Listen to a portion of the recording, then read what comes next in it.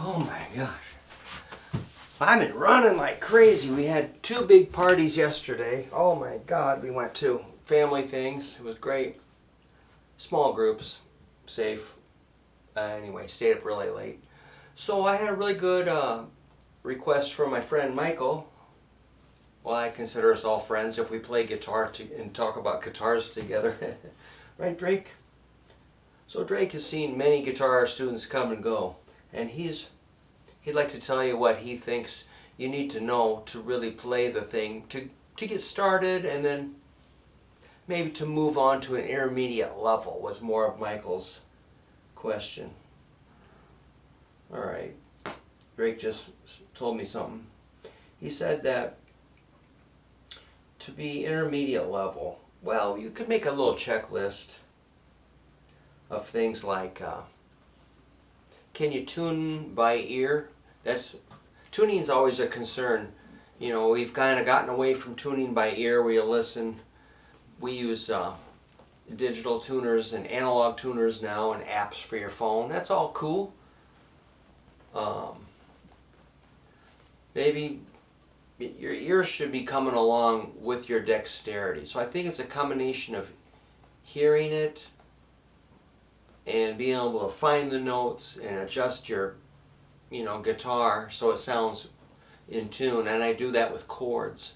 Usually I strum like a G,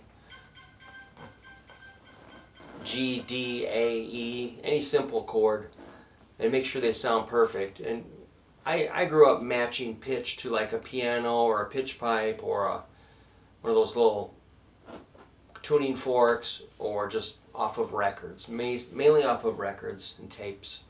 That's where I got my pitch. But getting, your ears got to be coming along is my point. You should know a handful of chords, at least in this order: E, A, D, G, C, F. Let's throw in a B7. Make some of those minor and 7th. That's good. You should be working on bar chords and power chords. That would be a good thing to check off your list. A nice handful of chords, which are major, minor, dominant 7th, and power chords.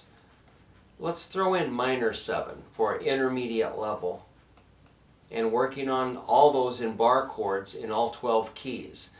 That would certify that you're doing pretty good. If you can play like an E flat minor, E flat 7, E flat 5, or A flat, D flat, of any of those, major, minor, dominant 7.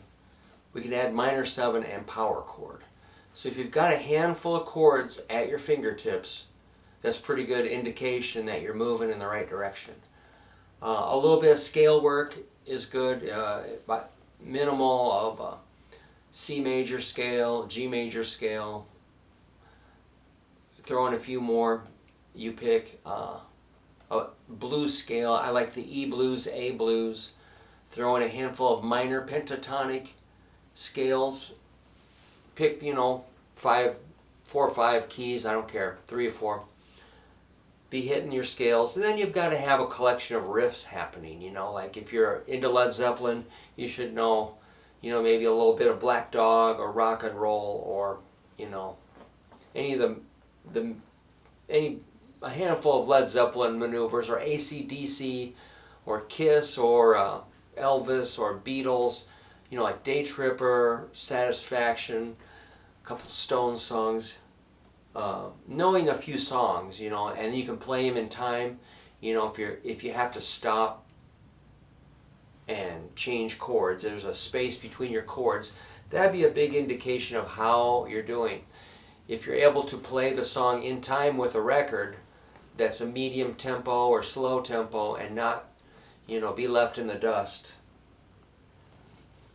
That's a pretty good indication, right, Drake? He's seen a lot of students come and go. He's seen it all. Okay, so you got your chords, bar chords, chord changing, songs, riffs. You should be working on some timing for sure. Tapping probably your right foot with the beat. 1, 2, 3, 4. 1, 2, 3, 4. Quarter notes. 2, 3, 4. 1, 2, 3. Eighth notes, 1 and 2 and 3 and 4 and 1 and 2 and 3 and 4 and quarter notes, eighth notes, half notes. 1, 2, 3, 4. Half notes. 1, 2, 3, 4. Whole notes. 1, 2, 3, 4. 1, 2, 3, 4. So you gotta be working on timing, pitch, chord shapes, a little bit of chord, a little bit of theory. You know, like the major scale is gonna define what theory is or what we're talking about. If you haven't paid your dues on the major scale, the conversation isn't going to make a lot of sense when we talk about, you know, what's the difference between major and minor in a chord or a scale? What's the difference between a blues scale and a minor pentatonic scale? So it's all, the major scale is going to answer, it's going to define the terms and the concepts and the sounds.